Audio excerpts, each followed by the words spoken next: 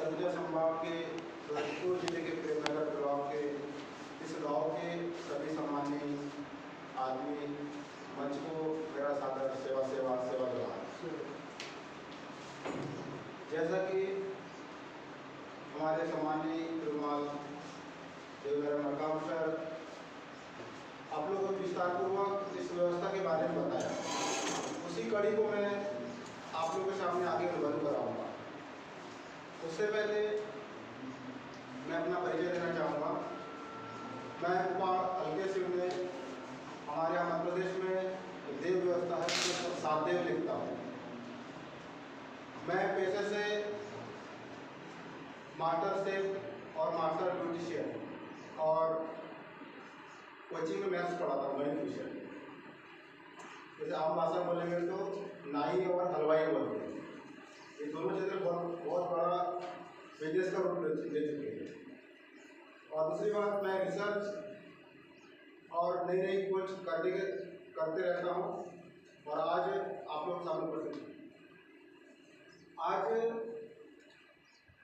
हम लोग विचारों के आदान प्रदान के लिए बैठते हैं, ना कि या कोई सामाजिक मंच नहीं है या है कार्य योजना है आज का। तो मैं सभी के परिचय के साथ अपनी बात को शुरुआत करूँगा और हमारे विचारों को हम आज आदान प्रदान करेंगे, मतलब साझेदारी करेंगे। मैं यहाँ कुछ सीख के जाऊँगा और कुछ सिखा के जाऊँगा।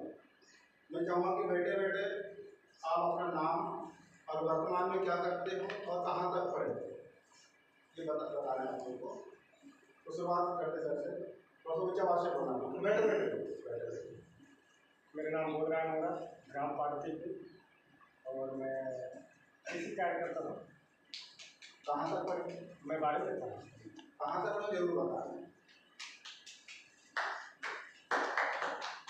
आगे मैं पार्वतीपुर, मेरा नाम मेजर साहब है, 10वीं तक पढ़ाई कर। क्या करते हैं? कृषि कार्य। मेरा नाम विश्राम सिंह और मेरा पढ़ाई polytechnic college Surajpur mining branch. मैं बुद्धवान सिंह मनामी वृंदावन से हूँ मैं, और मेरा BA की 5वां सेमेस्टर चल रहा है बिलासपुर से। मेरा नाम मनमोहन सिंह है, मुजफ्फरपुर से, तो खेती बाड़ी करते हैं।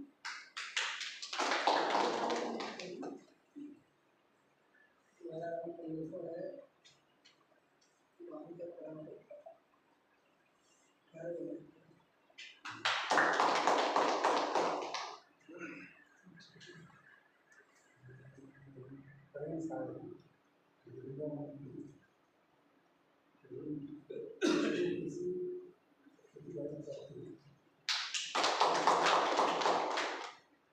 मेरा नाम हरन सिंह, मुजफ्फरपुर से, बस खेती बाड़ी आपकी पास।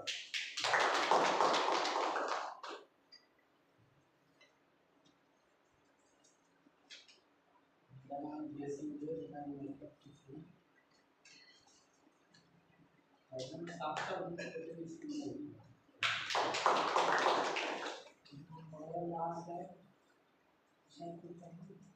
खेती बाड़ी करते हैं। मिस्त्री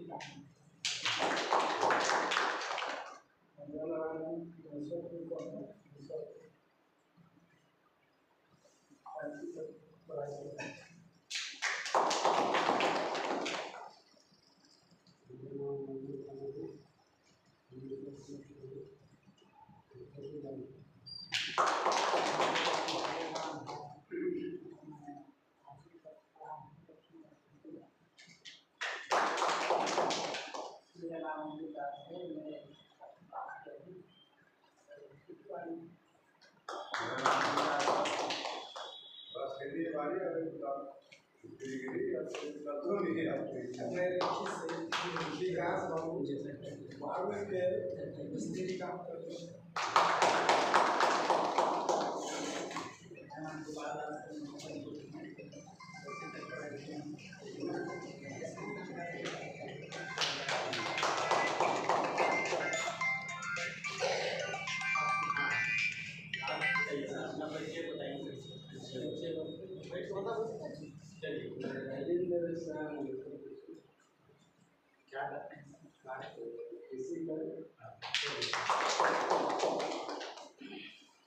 ठीक है, बहुत बहुत धन्यवाद।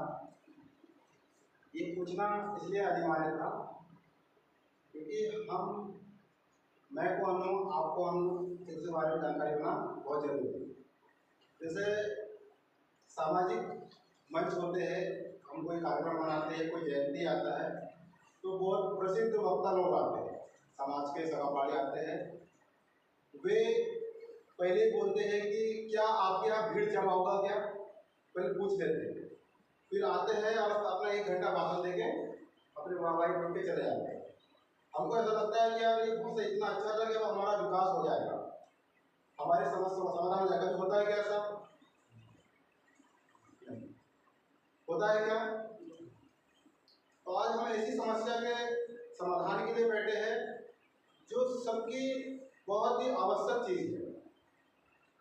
तो एक पंक्ति के साथ आप लोगों को शुरुआत करना है। हाय ना आपको बोलना है तो हम समस्या का समाधान क्यों नहीं निकाल पाते हैं, मैं बताना चाहूंगा। हम इस देश के मालिक हैं, फिर भी सबसे ज्यादा समस्या में है। हाय ना आप लोगों को जीवित होने का प्रमाण दे रहे हैं कि हम लोग खाना खा के आए या उपस्थित है। हम इस देश के मालिक हैं, फिर भी सबसे ज्यादा समस्या में है। हाय ना हाँ तो हाँ बोलिए ढंग से, है तो एक नाम ना बोलिए, चिंतन करेंगे। हमारा समुदाय सबसे ज्यादा पीड़ित है, शोषित, हमें न्याय नहीं मिलता है। हाँ या ना? हम सबसे ज्यादा आंदोलन करते हैं। हाँ या ना?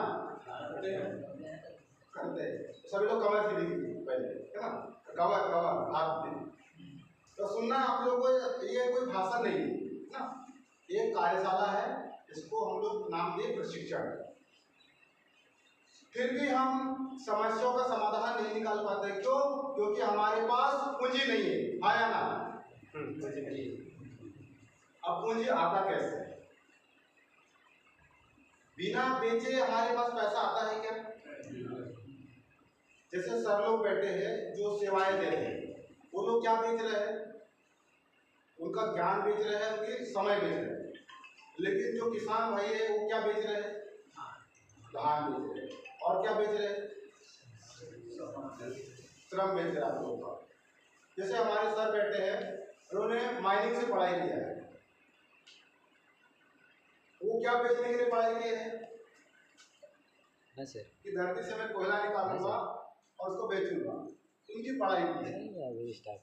वकील किसकी पढ़ाई करता है? वकालत करने की। डॉक्टर किसकी पढ़ाई करता है? डॉक्टरी करने की। टीचर किसकी पढ़ाई करता है?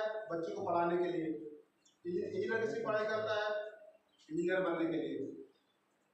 उसी प्रकार हम लोग जो ज्ञान लेते हैं, ज्ञान को सफलता पाने सक्सेस करने के लिए पढ़ाई करते हैं, सीखते कुछ भी। हम लोग कोई बड़ा ही है वो काम क्यों सीखता है? उसमें सफलता हासिल करना चाहता है, सक्सेस होना चाहता है। सफलता मतलब क्या होता है? पैसा। क्या होता है? पैसा। जैसे कोई किसान है, वो अधिक से अधिक मेहनत करता है, उसके बदले में उसे क्या मिलता है? पैसा मिलता है।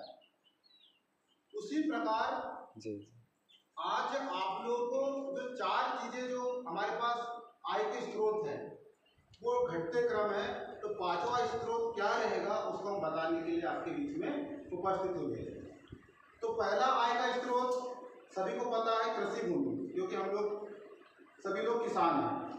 दूसरा आय का स्रोत क्या होता है? वनोपज, जंगल से जो भी उत्पादन होता है उससे हम लोग आय का हमारा साधन बनाते हैं। तीसरा आय का साधन होता है नौकरी। हम कुछ नौकरी में लग जाते हैं, पंचायत में या जिले में या राज्य में या फिर राष्ट्रीय स्तर पर कोई परीक्षा पास करके नौकरी में लग जाते हैं, तो वहाँ सबको पैसा मिलता है। और चौथा है जो मजदूर होता है, वो दूसरे के पास मजदूरी करने जाता है, उससे हमारा आय मिलता है। लेकिन रिसर्च से ये पाया गया कि 5वां साधन भी आय के लिए बन सकता है, जिसमें आपको ना समय देना है ना आपको कुछ काम करना है। वो है पैसे से पैसा बनाना। जैसे आपके अकाउंट में 10 लाख रुपए है, उससे आपको ब्याज मिलेगा, तो क्या आप कहीं नौकरी करना पसंद करोगे? कोई व्यक्ति है उसको 20,000 सैलरी मिल रहा है और उसी के बराबर आपको ब्याज से पैसा मिलेगा, तो उस समय आप नौकरी करना पसंद करोगे क्या? खेती करना, मजदूरी करना, क्योंकि उसके समानांतर आपको उतना पैसा मिल रहा है। तो इसी व्यवस्था को अदर समुदाय के लोग आज कम से कम, ऐसा मुझे मतलब लगभग जानकारी है, एग्जैक्ट तो नहीं है, लेकिन हमारे देश के 10 से 15 से 20 करोड़ लोग इस व्यवस्था से पैसा कमाना चालू कर दिए हैं।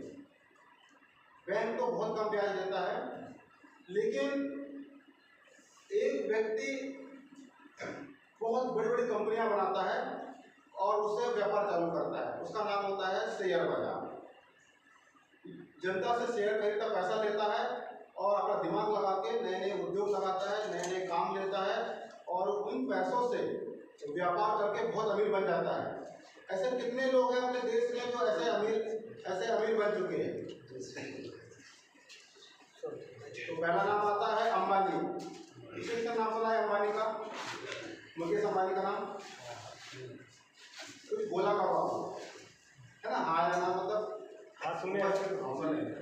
अडानी नाम से सुना है? अब अडानी ने हमारे यहाँ कोयला खदान मतलब निकालने का टेंडर ले लिया। वो तो एक ही आदमी है, दो ही हाथ है, इतना पैसा आया कैसे उसके पास? उस व्यवस्था का नाम है शेयर हिस्सेदार। उसने लोगों को अपना प्लान बताया कि भाई लोग मेरी कंपनी में पैसा जमा करो, हम कोयला निकाले, उनको बेचेंगे, बहुत फायदा होगा, तो मुझे फायदा होगा, आपको भी फायदा होगा। उसी व्यवस्था को 2020 में आपके ही संजय संभाग के प्रतापपुर ब्लॉक से सम्मानित कुमार डॉक्टर नाविन कासर टेकाम सर ने, उनकी पूरी टीम और पूरे समुदाय के सगापाड़ी मिलकर इन कंपनियों का निर्माण किया गया है। इसको पब्लिक लिमिटेड कहा गया है।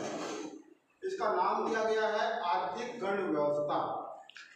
आर्थिक गण व्यवस्था के तहत जो पैसा आएगा कंपनियों में, उससे आप लोगों को सेवा देंगे। तो पहला सेवा जो आपको पंपलेट मिला है, जो सामानों का क्रय विक्रय है, खरीदना बेचना, उसको शुरुआत कर चुके हैं। दूसरा सबसे अति आवश्यक सेवा का नाम है शिक्षा।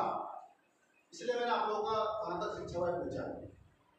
तो शिक्षा के माध्यम से आपको रिसर्च करने तक की व्यवस्था बनाया जाएगा, जो कि एक ही स्थान पर वह सुविधा उपलब्ध रहेगा।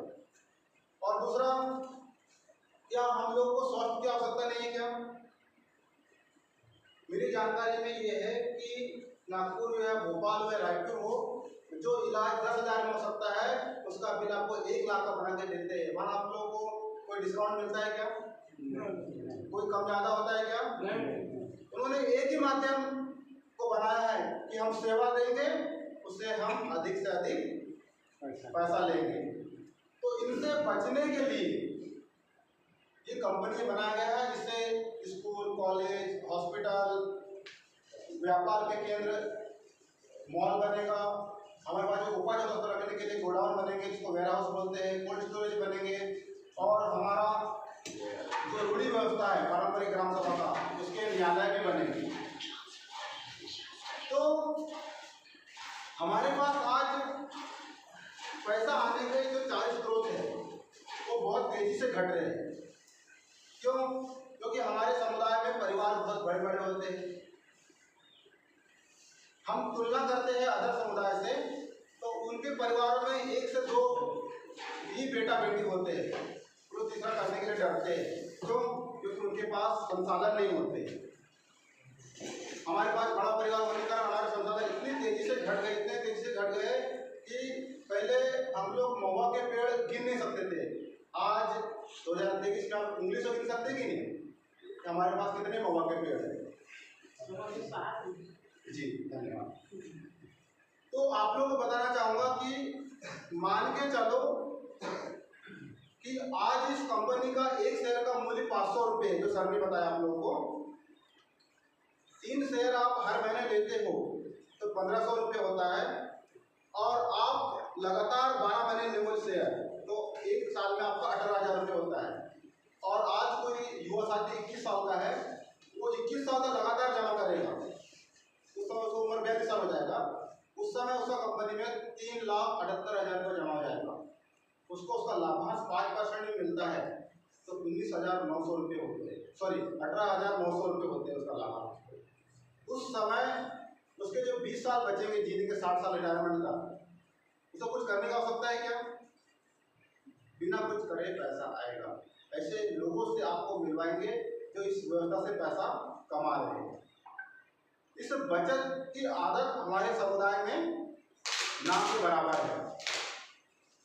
इस व्यवस्था को मुझे बड़ी खुशी होती है।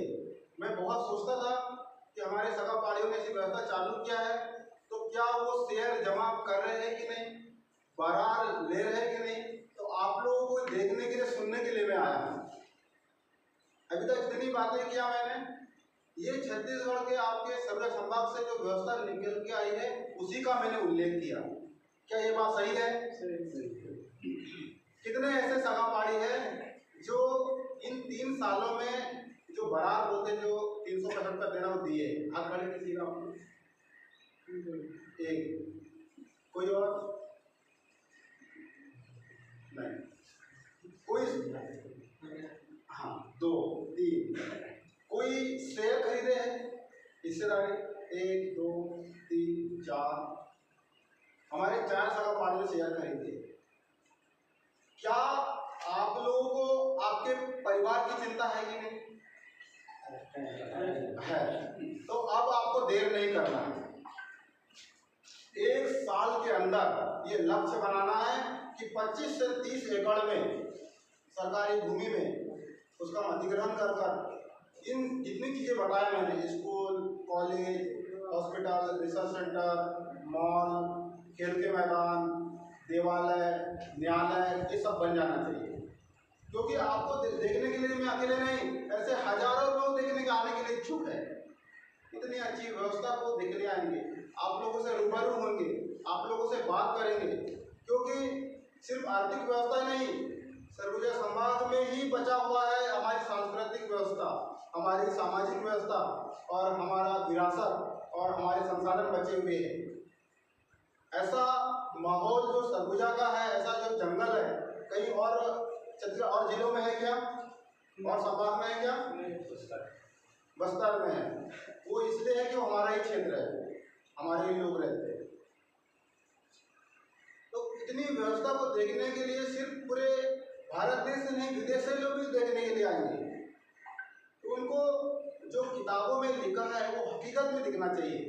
इसके लिए आपको आज ही प्रण लेना है कि हमको लगातार बरार देना है, नियमित बरार देना है और हमको शेयर खरीदना है। उससे लाभ को मैं बताता हूँ।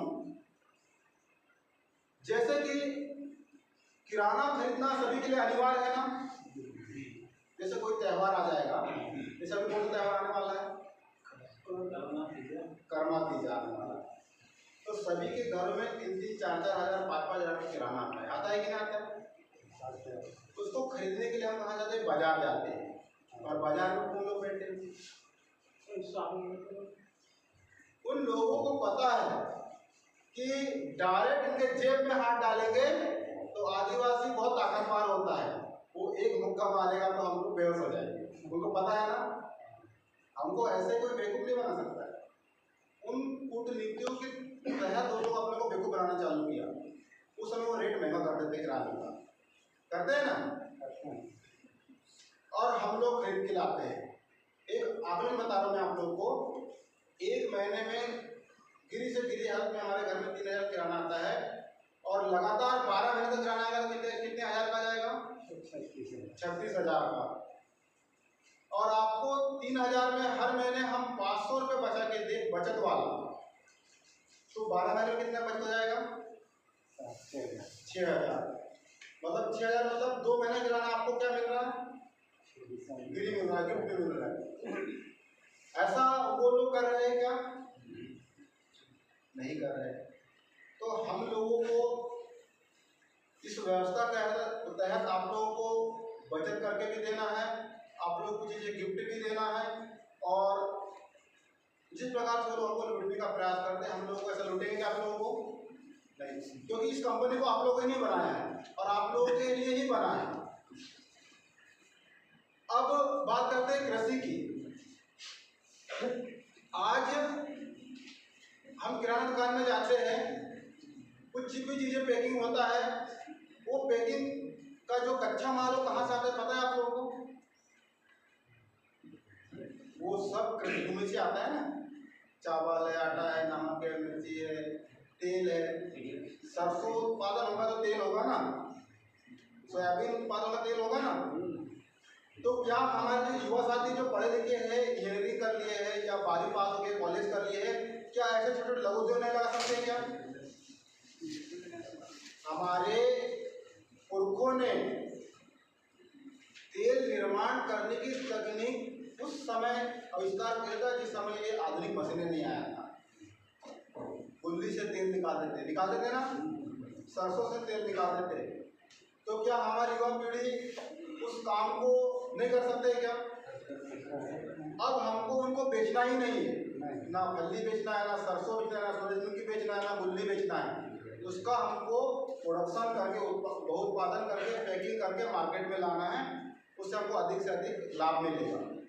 इस व्यवस्था के तहत उस ट्रेनिंग को भी हम लोग उपलब्ध करवाते हैं और प्रोजेक्ट फाइल बनाने की व्यवस्था हमारे जो भी ऑफिसर्स हैं वो लोग आप लोगों को करवाएंगे और करवाना चालू कर दिया है। अब दूसरी बात करते हैं कि हमारे पास बेचने के लिए क्या क्या है।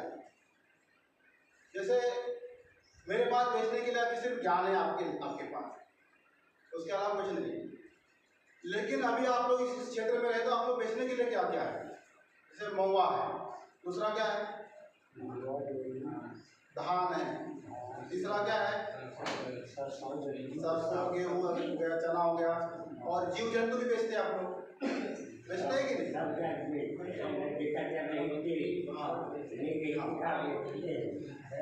इनसे हम अमीर नहीं बन सकते हैं क्या?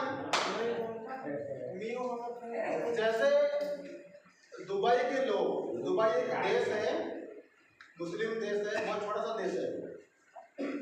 उन देशों को लोगों ने सोचा कि हमको क्या बेचना चाहिए।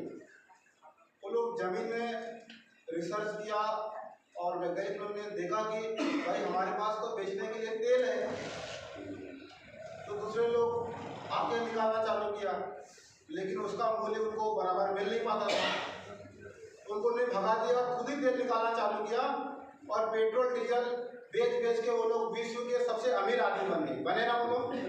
ऐसे ऐसे बिल्डिंग बनाए कि आज विश्व प्रसिद्ध बिल्डिंग है। लेकिन आज हमारे पास हमारे जमीन में सिर्फ चावल और महुआ बेचने के अलावा एक सबसे जो चीज़ है हमारे पास अधिक मात्रा में, उसका नाम है खनिज तत्व। क्या नाम है? और जो कि आपके आंखों के सामने निकाला जा रहा है, जो कोयला, उसमें किसका अधिकार है बेचने का? हम लोग का अधिकार है ना। जैसे भैया जो माइनिंग की है वो समझ रहे बात को, लेकिन हम लोग बेच पा रहे हैं क्या? इसलिए नहीं बेच पा रहे क्योंकि हम लोगों के पास पूंजी नहीं और संगठित नहीं। तो ये संगठन का भी काम कर रहा है, पूंजी निर्माण का भी काम कर रहे हैं और शिक्षा की बात कर रहे हैं, स्वास्थ्य की बात कर रहे हैं। जिस दिन हम कोयला बेचना चालू कर देंगे हमारा गरीबी स्वतः ही खत्म हो जाएगा। फिर हमको ट्रेन में जनरल डिब्बे में बैठने का आवश्यकता नहीं पड़ेगा, डायरेक्ट एसी में बैठेंगे और सफर करेंगे। हमारे पास रुपया करोड़ों में अरबों में पैसा रहेगा। इस व्यवस्था के तहत हम लोग सिर्फ खनिज की चीजें नहीं, आने वाले समय में जो जंगल है, आज हम बोलते हैं कि ये सरकारी जमीन है। आपको बताना चाहूंगा वो सरकारी जमीन किसी सरकार की नहीं है। सरकार तो अस्थायी है। सरकार क्या है? आते जाते रहता है। जिस दिन हमारा मन हो गया कि इधर अंगूठा दबा के इधर दबा देंगे तो सरकार हमारा बन जाएगा। फिर जमीन किसका हो जाएगा? हमारा हो जाएगा। सरकार हमारा, जमीन हमारा। हमारे जो बावनगढ़ थे, हमारे राजा महाराजा इस जंगल का निर्माण इसलिए किए थे, इसलिए नहीं किए थे कि वहां पर जानवर पले या घास फूस हो या लकड़ी हो, इसलिए किए थे कि कृषि में पानी गिराने के लिए किसकी आवश्यकता पड़ती है? जंगल की आवश्यकता पड़ती है ना। तो जंगलों को इसलिए बताया गया था कि जो बादल को आकर्षित करता है और बरसात में वो पानी बरसता है, उससे हम लोग कृषि कर पाते हैं, तालाब भी भरता है, नदियाँ बहते हैं और हमारा जो ये जो भूमि में पानी जाता है वहाँ से हम लोग कुएं से पानी खींच पाते हैं। इसलिए वो जंगल को बनाया गया था। लेकिन हमें बड़े साजिश के तहत जहाँ जहाँ कृषि कर रहे हैं वो आपको पट्टा दे दिया, आपका जमीनें बोल दिया, सेटलमेंट कर दिया और सरकारी जमीन सरकार ने बोला हमारा है। तो क्या हम लोग लकड़ी बेच पाते हैं क्या? हमारे गांव में आज 90% घरों में लकड़ी लगा है। क्यों? क्योंकि उस समय डंके की चोट से बोलते थे हमारे पूर्वज थे कि जंगल हमारा है, इसे लकड़ी हम लाएंगे, हमारे हिसाब से यहाँ कानून चलेगा। वो अंग्रेज हो या वो मुगल हो, उसे डरे नहीं। आज भी नहीं डर रहे हम लोग, लेकिन वो लोग इतने ज़्यादा प्रताड़ित करते हैं कि हमको मजबूरन भागना पड़ता है, डरना पड़ता है। लेकिन इस व्यवस्था के तहत उनसे हम लड़ाई लड़ेंगे हाई कोर्ट सुप्रीम कोर्ट तक, और वापस इसका संरक्षण संवर्धन हम ही लोग करेंगे। उसको बचाने का श्रेय किसको जाएगा? तो वो एक ही समुदाय है, उसका नाम है आदिवासी। क्योंकि हम लोग को उसका महत्व पता है। आज हमारी आंखों से आंसू गिर जाता है पानी नहीं गिरता है तो, क्योंकि हमारे सामने फसल सूखने लग जाता है। ऐसा होता है ना? जो सांसद विधायक है उनको क्या पता कि फसल उगाने के लिए पानी की आवश्यकता पड़ती है, वो लोग धड़ल्ले से जंगल कटवा रहे हैं, उनको महत्व ही नहीं पता है। सिर्फ आदिवासी को पता है जंगल का महत्व, क्योंकि वो खेती करता है। अब आप लोगों को 3 अंतर बताना चाहूंगा कि व्यापार, उद्योग और पेशा। व्यापार को बोलते हैं हम लोग बिजनेस, और उद्योग को बोलते हैं इंडस्ट्री या कंपनी, और पेशा को बोलते हैं प्रोफेशन। हम बात करते हैं प्रोफेशन की, तो प्रोफेशन में कौन कौन आते हैं? डॉक्टर आते हैं, वकील आते हैं, इंजीनियर आते हैं, टीचर लोग आते हैं या सिंगर लोग आते हैं, ऐसे जिनके अंदर कला रहता है, उसका वो पेशा हो जाता है, प्रोफेशन हो जाता है। उद्योग किसका आता है? जो उत्पादन करते हैं। जैसे कोई गाड़ी है, हीरो और होंडा, उन्होंने क्या किया? उत्पादन किया, उसको हमने क्या बोला? उद्योग है, इनकी कंपनी, उन्होंने उत्पादन किया। ये कोई तेल उत्पादन करता, हमने क्या बोला? उद्योग बोला। लेकिन कृषि क्या उद्योग नहीं है क्या? हम लोग 300-400 बोरा गेहूं उत्पादन करते हैं, तो ये भी उद्योग के अंतर्गत आता है। कृषि उद्योग है। व्यापार क्या है? तो व्यापार है बेचने और खरीदने के सिस्टम को हम लोग क्या कहते हैं? व्यापार कहते हैं, व्यवसाय कहते हैं। तो व्यापार करना इतना आसान है कि 10 साल का बच्चा भी कर सकता है। कैसे? मान के चलो कि सर कहीं से 10 हीरो होंडा की गाड़ियाँ होंडा की गाड़ियाँ ला के रख देगा अपने घर में, 20 गाड़ियाँ रख देगा और 3 महीने के लिए कहीं चले गए घूमने के लिए, और अपने बेटे को बोला कि बेटा जो भी व्यक्ति आएगा उसको इसको 80,000 में देने से कम में नहीं देना है, बताना है 86,000 और देना है 80,000 में। थोड़ा बहुत कम करेगा तो 82 में उसको दे देना, और ज़्यादा रोएगा आएगा तो उसको 80 में तो दे देना। उसकी ज़रूरत है तो हमारे दुकान में आएगा, हमने दुकान खोल के रखा है, भाई आएगा उनको स्वागत करेंगे। वो 10 साल का बच्चा कर सकता है स्वागत उसका, और रेट बताएगा और चाबी देगा, वो लेके चला जाएगा। उसके पिताजी के आते आते वो पूरा गाड़ी में बेच डालेगा, ग्राम आ गए। ऐसा हो सकता है क्या? आराम से हो सकता है। लेकिन उनका पिताजी डॉक्टर है और अपनी कुर्सी छोड़ के चले गए, क्या उसका बेटा उस काम कर सकता है क्या? या किसान है उसका पिताजी, तो 10 साल का बेटा खेती कर सकता है क्या? नहीं कर सकता ना भैया, प्रणाम सबको प्रणाम। तो इसी चीज को अदर समुदाय के लोगों ने समझा कि यार व्यवसाय तो बहुत आसान है, मतलब व्यापार खरीदना और बेचना इतना आसान है, इसको 10 साल का बच्चा भी कर सकता है, और मैं नहीं रहूँगा तो मेरी बीवी भी कर सकती है, हमारा दादा हमारा पिताजी कर सकता है। उन्होंने क्या किया कि डायरेक्ट कंपनी गए, कंपनी से सामान लाया और लोगों को वितरित कर दिया और लोग मिलना चालू कर दिया। आपके सामने किराना की दुकान दिखते हैं, कपड़ों की दुकान दिखते हैं, तो जो कपड़ा बेचने वाला कपड़ा बनाया क्या? नहीं, वो तो उद्योग से आया ना। आप खरीदने गए, आपको 1000 रुपये बता दिया साड़ी का कीमत, और आपको लेना अनिवार्य है, क्योंकि आपके घर में आपकी बहन इंतजार कर रही है कि मेरा भाई आएगा मुझे साड़ी गिफ्ट करेगा। तो आप कितना कम करवाओगे भाई? 100, 200, 250 इतना तो कम करेगा क्या? लेकिन उसका वास्तविक मूल्य सिर्फ 300 रुपये कंपनी से लाया है। तो हमारे देखते ही देखते 20 साल के अंदर हम लोग 3 मंजिल बना लिया, नीचे व्यापार चल रहा है, ऊपर रह रहे हैं उसके ऊपर, और उसके ऊपर किराया दे दिया। शहर में ऐसा होता है ना? कितना आसान है व्यापार। हम लोग बिजनेस करना ही नहीं चाहते, इसलिए नहीं करना चाहते, किसी ने बताया नहीं आज तक। लेकिन मैं आज आपको बता रहा हूँ, तो आपके गांव में कुछ नहीं तो एक किराना की दुकान, कपड़े की दुकान, जो भी कृषि के सामान है उसका आप दुकान डालिए, बहुत आसान काम है, 10 साल का बच्चा भी उसको कर सकता है।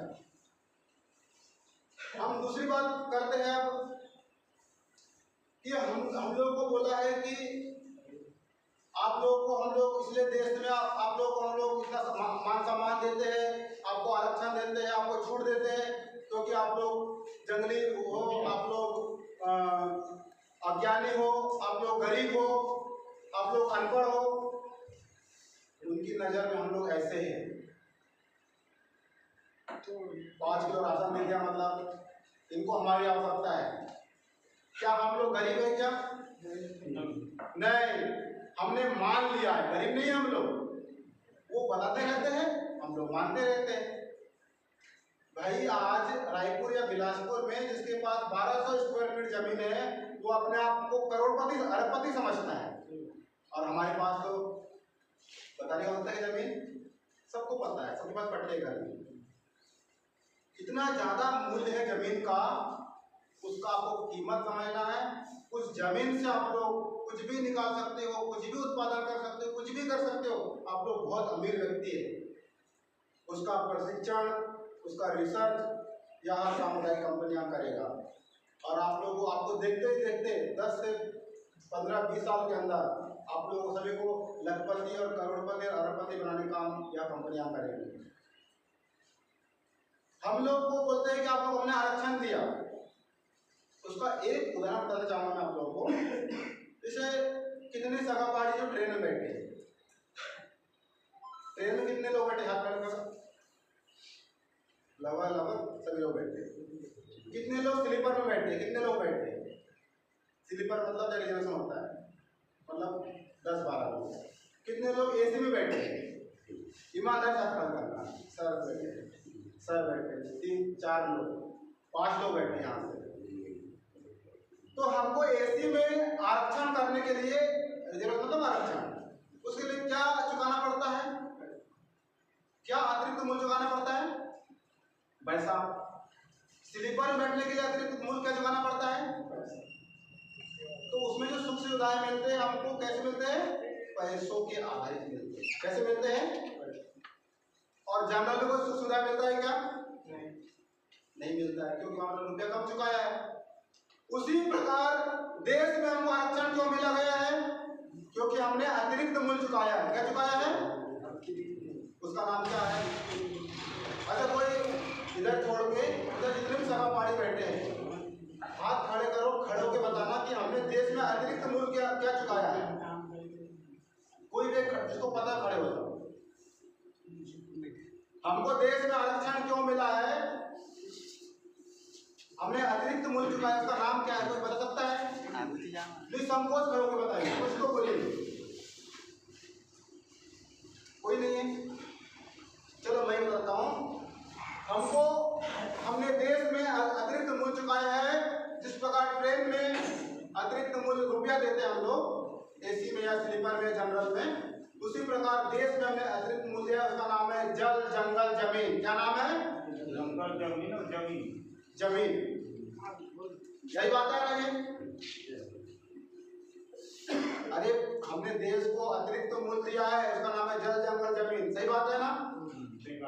इसलिए हमको आरक्षण दिया जाता है, क्योंकि आपकी जमीन से हमने कोयला निकाल रहे हैं, आपकी जमीन पे हमारे तालाब बने हैं, आपकी जमीन पे ये पंचायत बना है, आपकी जमीन पे स्कूल बने हैं, ये विधानसभा बना है, रोड बने हैं। किस लिए बने हैं? इसके एवज में आपको आरक्षण दिया जाता है, आपको सम्मान दिया जाता है। सिर्फ नौकरियों में नहीं, आपको राजनीति में भी आरक्षण दिया जाता है। यस या नो? बोलो भाई, दिया जाता है ना?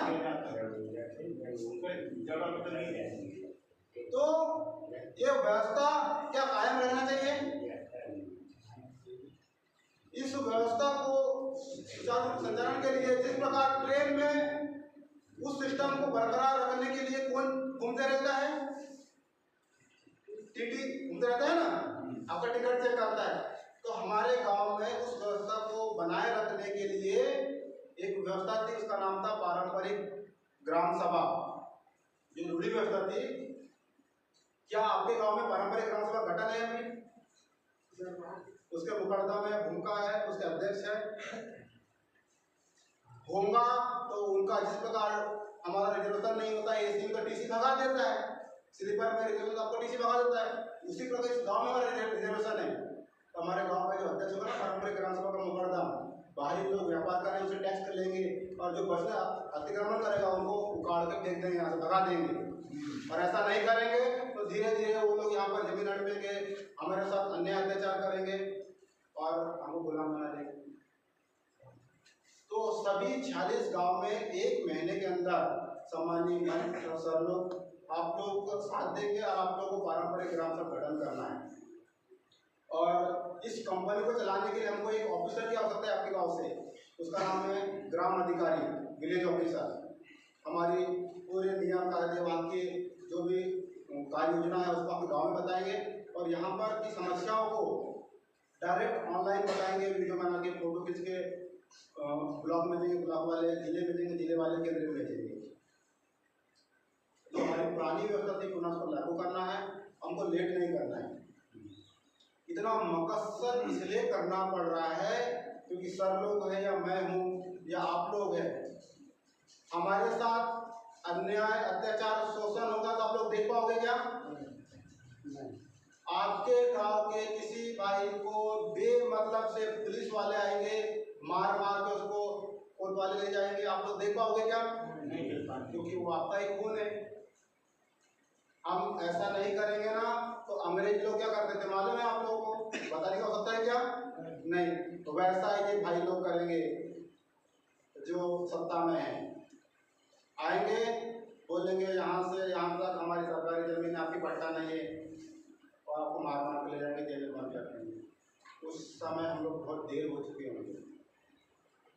तो आज ही हमको अन्याय अत्याचार और शोषण से बचने के लिए इस व्यवस्था से जुड़ना है, और हम लोग बहुत जल्द ही आने वाले 10 साल में रायपुर में हमारे ईमानदारी से हमारे जो सगापाई रहेंगे वो लोग शासन करेंगे और पूरी योजनाओं का लाभ दिलाएंगे, और इस व्यवस्था को, हमारी जो रूढ़ी व्यवस्था है उसको कायम रखेंगे। क्योंकि छत्तीसगढ़ कैसा प्रदेश है, हमारे समुदाय से भरा है ना, पूरा हमारी व्यवस्था से भरा है। इसको जीवित रखना है, इसको कायम रखना है, तो आर्थिक रूप से सशक्त बनना पड़ेगा इस गण व्यवस्था को, इस कंपनी को भी और स्वयं को भी। अंतिम में मैं ये बोलना चाहूँगा कि हमारे पास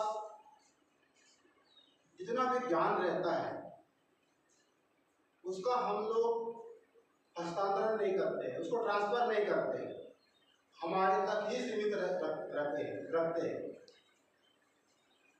उससे कोई फायदा नहीं। तो जिस प्रकार मेरे अंदर इतना ज्ञान है, मुझे ऐसा लगा कि आप लोग को सीखना चाहिए, मुझे कुछ सिखाना चाहिए, तो मैं उतने दूर से आया था, मध्य प्रदेश से, आपके इस शहर में, इस ब्लॉक में। उसी प्रकार आप लोगों को भी आना है, और यहाँ पर जब अंतिम में जब आप लोगों की बारी आएगी बोलने की, तो आप लोगों को कम से कम 5 मिनट, जैसा मैं बोल रहा हूँ वैसे लगातार बोलना है। आपके विचारों को, आपकी बातों को हम लोग लिखेंगे और अपने दर्द को बताना है। ऐसी कोई घटना घटी है, आपका अन्याय अत्याचार शोषण हुआ है, आप लोग व्यापार करने की कोशिश किए लेकिन नहीं हो पाए, कोई योजना का लाभ लेने की कोशिश की लेकिन कोई योजना नहीं मिल पाया, बैंक ने प्रताड़ित किया या डिपार्टमेंट में आपको काम नहीं करने दिया, तो आप लोग निसंकोच अपने हृदय की बात को बताना है।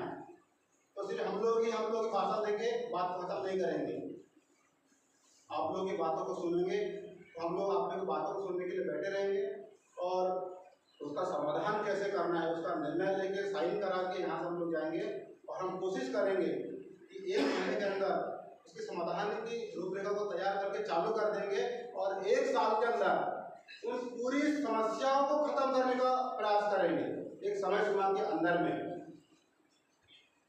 पुनः आप लोगों को पूरे इस प्रशिक्षण के सहभागी और सम्मानित मंच को सादर सेवा से वजहार करता हूँ और अपनी बात को समाप्त करता हूँ।